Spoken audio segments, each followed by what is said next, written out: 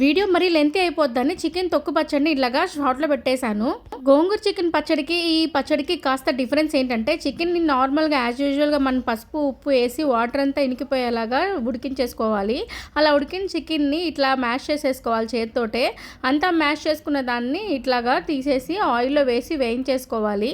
ఆయిల్లో మరీ రోస్టెడ్గా వేయించేసుకున్నామంటే గడ్డిలాగా తయారవుతుంది. గట్టిగా తినడానికి కూడా పెద్దగా బాగా అనిపించదు. కాస్త మీడియం కలర్లోకి వచ్చిన తర్వాత అంటే మీడియం గోల్డెన్ కలర్లోకి వచ్చిన తర్వాత అల్లం వెల్లుల్లి పేస్ట్ వేసేసుకొని వేయించుకోవాలి. అంటే ముక్క ఆల్రెడీ మనకి వాటర్లో కాస్త ఉడికింది. నెక్స్ట్ ఆయిల్లో కాస్త వేగితే సరిపోతుంది. ఇంకా దీంట్లో నేను ఉప్పు ఇంకా కారం గరం మసాలా ధనియాల పొడి వేసి కూడా ఒకసారి బాగా కలిపేసుకుంటున్నాను. అల్లం వేసి వేయించుకున్న తర్వాత స్టవ్ ఆఫ్ చేసేసుకోవాలి. చల్లారిన తర్వాత ఈ మసాలా పొడులన్నీ కలిపేసుకోవాలి.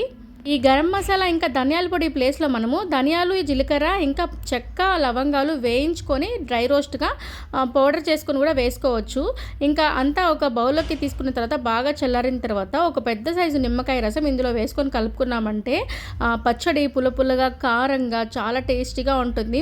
ముద్దకి అసలు ఎంజాయ్ చేస్తూ తింటాము ప్రతి ముద్దని. మీతో నెల్లూరు అమ్మాయి సబ్స్క్రైబర్స్ అందరికీ థ్యాంక్ యూ సో మచ్ అండి. పచ్చళ్ళని మీరు బాగా ఆదరిస్తున్నందుకు. వీడియో నచ్చితే తప్పకుండా లైక్ చేసి సబ్స్క్రైబ్ చేసేస్తారు కదూ.